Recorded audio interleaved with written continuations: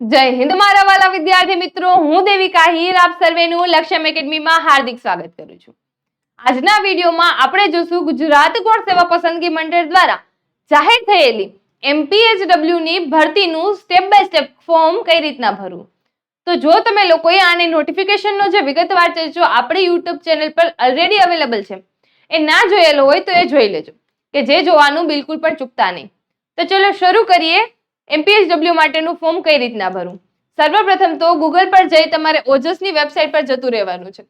ઓજસની website પર જશો એટલે તમારી સામે એક આવી રીતનું પોર્ટલ ખુલશે, કે આ પોર્ટલથી તમારી સામે બે ઓપ્શન હશે ફોર્મ ભરવાના.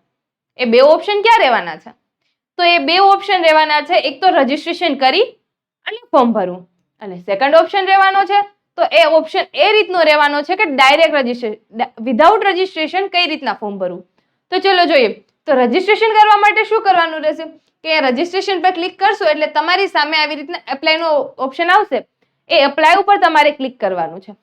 જેવું તમે એપ્લાય ઉપર ક્લિક કરશો એટલે તમારી સામે એક ડિક્લેરેશન ખુલશે, કે જે ડિક્લેરેશન તમારે વાંચી સમજી અને નીચે જે આઈ અગ્રી નો ઓપ્શન હશે એ આઈ અગ્રી પર ક્લિક કરી દેવાનું છે, કે હું આ બધી વિગતો જે નાખી છે સાચી હશે, હું મારે સમજણતાપૂર્વક જ આ ફોર્મ માટે એપ્લાય કરવા માંગુ છું. હવે વાત કરીએ, એ તમે જેવી રીતના ડિક્લેરેશન આપી દેશો એટલે તમારે ડિટેલ્સ ફિલ કરવા માટેનું એક પોર્ટલ ખુલશે, કે જે પોર્ટલ પર તમારે તમારી સરનેમ, તમારું નામ, તમારા પપ્પાનું નામ, તમારા મમ્મીનું નામ, તમારી ડેટ ઓફ બર્થ, તમારું મેરિટલ સ્ટેટસ, મેરિડ છો, અનમેરિડ છો, પછી તમારી કેટેગરી ઓબીસી, એસટી, જનરલ, એ તમારું જેન્ડર, પછી તમારું જેન્ડર રિસિલેક્ટ કરવાનું. આવી રીતના તમારા લોકોની પર્સનલ ડિટેલ્સ છે કે જે તમારે લોકોને ફિલ કરવાની રહેશે. ફિલ થઈ જાય, આગળ વધશો એટલે તમારું રેસિડન્સ અને તમારા કોન્ટેક્ટ રિલેટેડની જે ડિટેલ્સ હશે એ તમારે ફિલ કરવાની રહેશે. એમાં જોઈએ શું શું રહેવાનું છે. તો સર્વપ્રથમ તો એડ્રેસ, ત્યારબાદ સ્ટેટ, ડિસ્ટ્રિક્ટ, તાલુકા, પિનકોડ. આ ડિટેલ્સ તમારે રીફિલ કરવાની છે સામેની સાઈડ. તમારે શું કરવાનું રહેશે? તમારું એડ્રેસ, તમારો ડિસ્ટ્રિક્ટ, તાલુકા, રિજનલ એડ્રેસ, સાથે સાથે પિનકોડ પણ તમારે ફરીથી રીફિલ કરવાનું રહેશે, કે શ્યોરિટી માટે કે બંને મેચ થાય છે, કંઈ પણ ભૂલ રહેતી નથી. અને સાથે સાથે તમારો મોબાઈલ નંબર પણ રીટાઈપ કરવાનો રહેશે 2 વખત. તમારે મોબાઈલ નંબર અને સાથે સાથે ઈમેલ પણ રીટાઈપ કરવાનો રહેશે. અને ખાસ મોબાઈલ નંબર અને ઈમેલમાં કોઈ પણ રીતની ચૂક કરતા નહીં. કેમ? તો કે તમારે ઓટીપી માટેના બધા મેસેજ છે એમાં આવશે ને, જ્યારે તમારા સિલેક્શન ટાઈમે પણ એ જ મોબાઈલ નંબર અને એ જ ઈમેલ પર તમારો કોન્ટેક્ટ કરવામાં આવશે. બરાબર? એટલા માટે કોઈ પણ ડિટેલ્સ ફિલ કરવામાં કોઈ પણ પ્રકારની ભૂલ થવી જોઈએ નહીં. જેવી આવી રીતના ડિટેલ્સ ફિલ થઈ જાય પછી અહીં નેશનાલિટી ઇન્ડિયન છે એ સિલેક્ટ કરીને આગળ વધવાનું છે. આગળ વધશો એટલે તમારી સામે એક આવું પોર્ટલ ખુલશે. એ પોર્ટલ શેના વિશે છે? તો એ પોર્ટલ એના વિશે છે કે શું તમને એક્સ્ટ્રા કોઈ ગુણ મેળવવા માટે તમે એલિજિબલ છો. જો હોય અને જે તમને રિલેટેડ થતું હોય એમાં તમારે તમારી બધી ડિટેલ્સ ફિલ કરવાની રહેશે, કે જેમાં શું છે તો કે જોઈએ.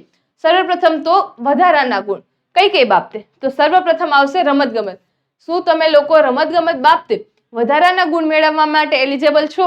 જો હા, જો તમે નેશનલ પ્લેયર હોય, નેશનલ ગેમ રમેલા તો એના રિલેટેડ તમારે ડિટેલ્સ ફિલ કરવાની રહેશે. ત્યારબાદ તો કે વિધવા રિલેટેડ, પછી એક્સ સોલ્જરમેન, શું તમે એક્સ સર્વિસમેન છો એના રિલેટેડ. બાદમાં જો તમે ગુજરાત ગવર્મેન્ટના કરંટ એમ્પ્લોય છો, શું તમે કરંટમાં ગુજરાત ગવર્મેન્ટની કોઈ પણ પોસ્ટ ઉપર છો? જો હા, તો એના રિલેટેડ ડિટેલ્સ પણ તમારે અહીં ફિલ કરવાની રહેશે. જેવી આ ડિટેલ્સ ફિલ કરી જાય એટલે તમારે આગળ વધવાનું છે. આગળ વધવાની સાથે શું આવશે?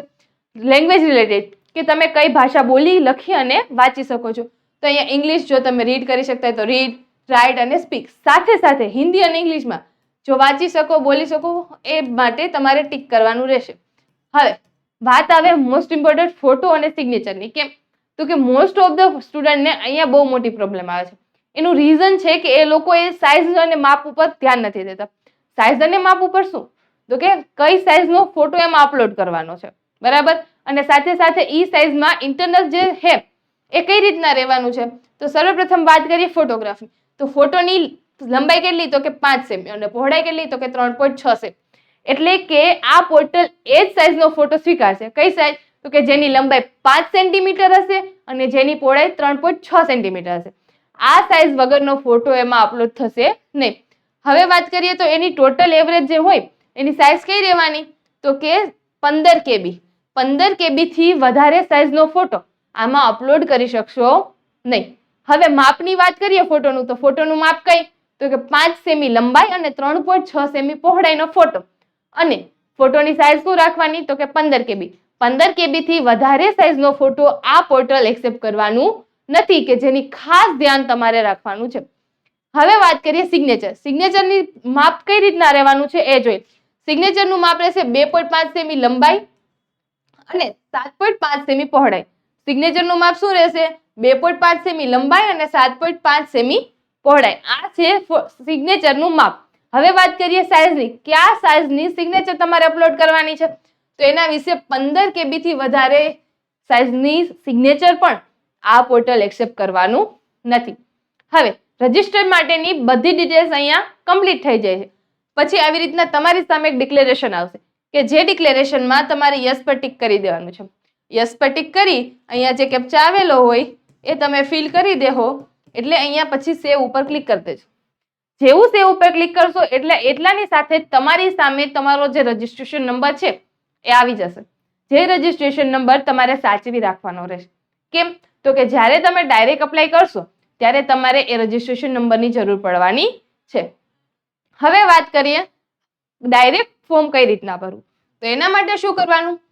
ઓજસ પર જઈ ઓનલાઈન એપ્લિકેશન પર જતું રહેવાનું અને એમાં ડાયરેક્ટ અપ્લાય ઉપર ટિક કરવાનું રહેશે. અપ્લાય ઉપર તમે ચૂઝ કરશો એટલે આવી રીતના એક પોર્ટલ ખુલશે, કે જેમાં GSSB પર ક્લિક કરવાનું રહેશે. GSSB પર ક્લિક કરતાની સાથે હાલમાં ચાલી રહેલી બધી જ ભરતીઓની માહિતી તમને મળી જશે. એમાંથી તમારે કઈ માહિતી જોઈએ છે, તમારે કઈ ભરતીમાં ફોર્મ ભરવું છે? તો કે મલ્ટીપર્પઝ હેલ્થ વર્કરની ભરતી.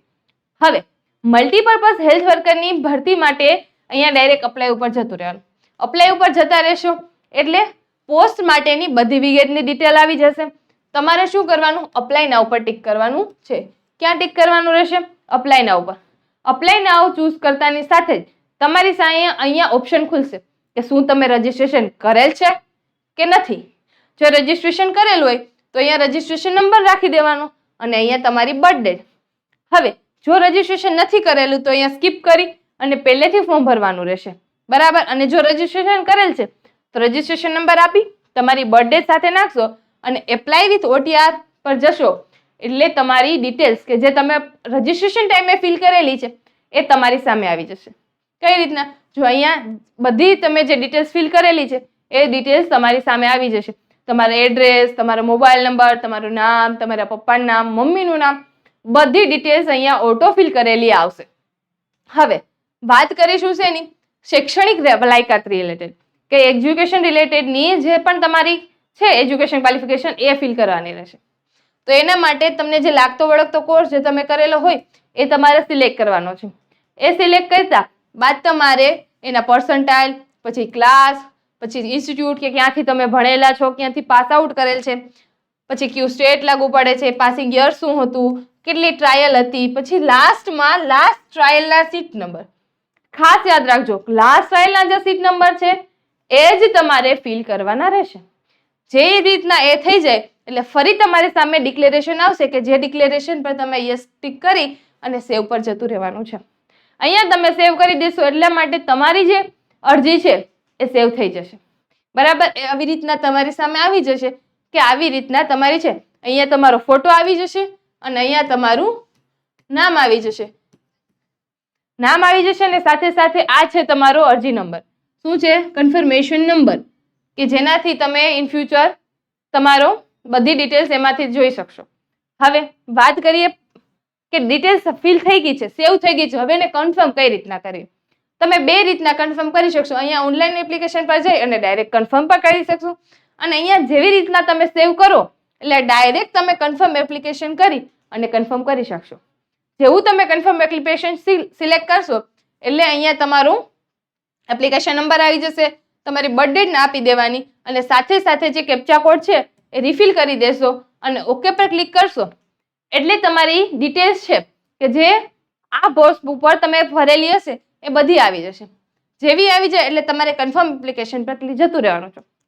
જેવું તમે કન્ફર્મ એપ્લિકેશન સિલેક્ટ કરશો એટલે ડાયરેક્ટ તમારી સામે આવશે કે તમારી અરજી છે એ કન્ફર્મ થઈ ગયેલી છે.